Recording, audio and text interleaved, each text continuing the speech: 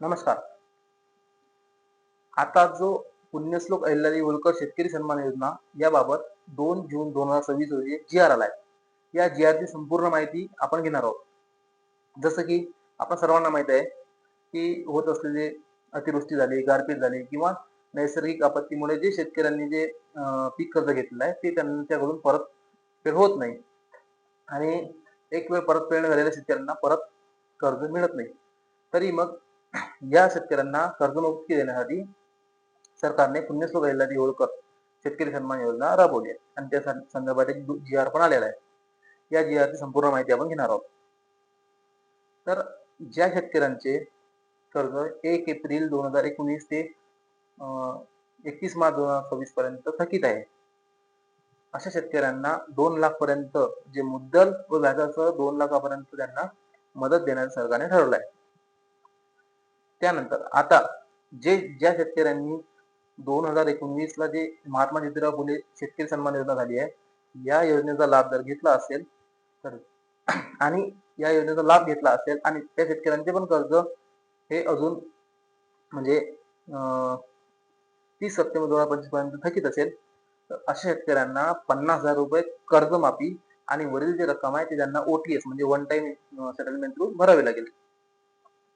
तर त्यानंतर जे शेतकरी कर्जाची नियमित परतफेड करतात, म्हणजे ज्या शेतकऱ्यांनी 2022-23, 23-24, 24-25 या 3 पैकी 2 आर्थिक वर्षात कर्जाची नियमित परतफेड केली आहे, अशा शेतकऱ्यांना 50,000 रुपये प्रोत्साहन म्हणून देण्याचे सरकारने ठरवले आहे.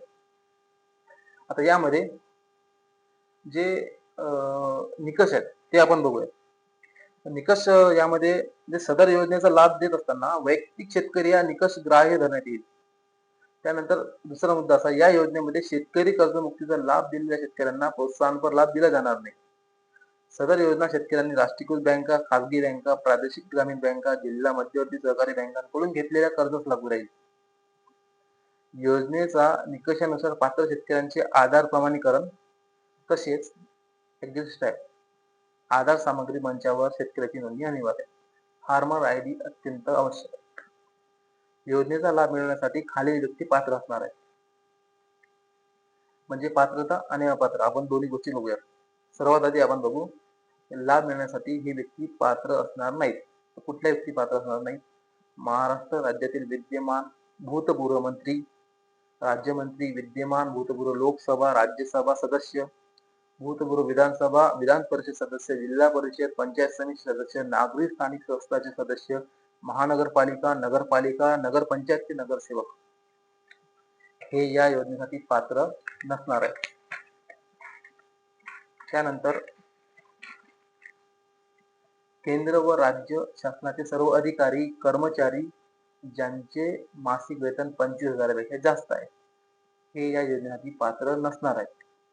राज्य सार्वजनिक क्षेत्रातील उपक्रम उदाहरणार्थ महावितरण, महाराष्ट्र औद्योगिक विकास महामंडळ, एसटी महामंडळ इत्यादी अनुदानित संस्था यांचे अधिकारी व कर्मचारी ज्यांचे मासिक वेतन 25,000 पेक्षा जास्त आहे, असे व्यक्ती यासाठी पात्र नसणार आहेत.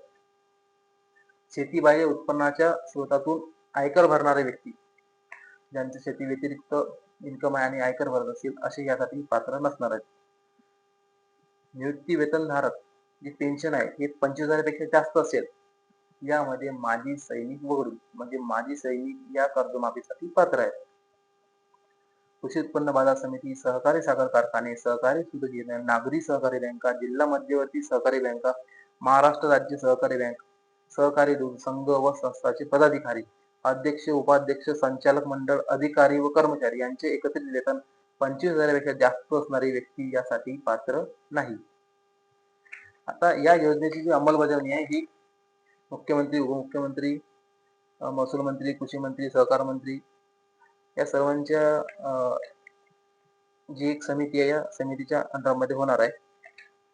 तरी आता या कर्जमाफी जी आर नुसार जे सर्व शेतकऱ्यांना पडलेले 3 महत्वाचे प्रश्न आहेत, ते तिन्ही प्रश्न आपण इथे क्लिअर करून घेऊ.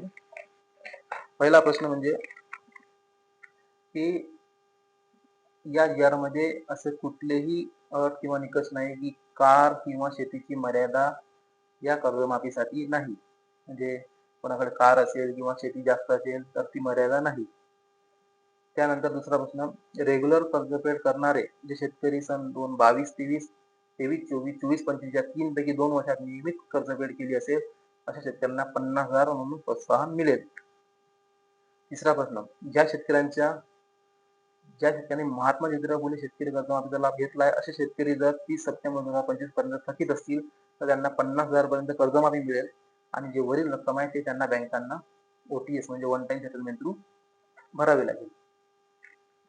तरी पुण्यश्लोक अहिल्यादेवी होळकर शेतकरी सन्मान योजना यावर कुठला पण प्रश्न असेल तर तुम्ही कमेंट करा. मी तुम्हाला सोप्या भाषेत सर्व प्रश्नांची उत्तर देईल.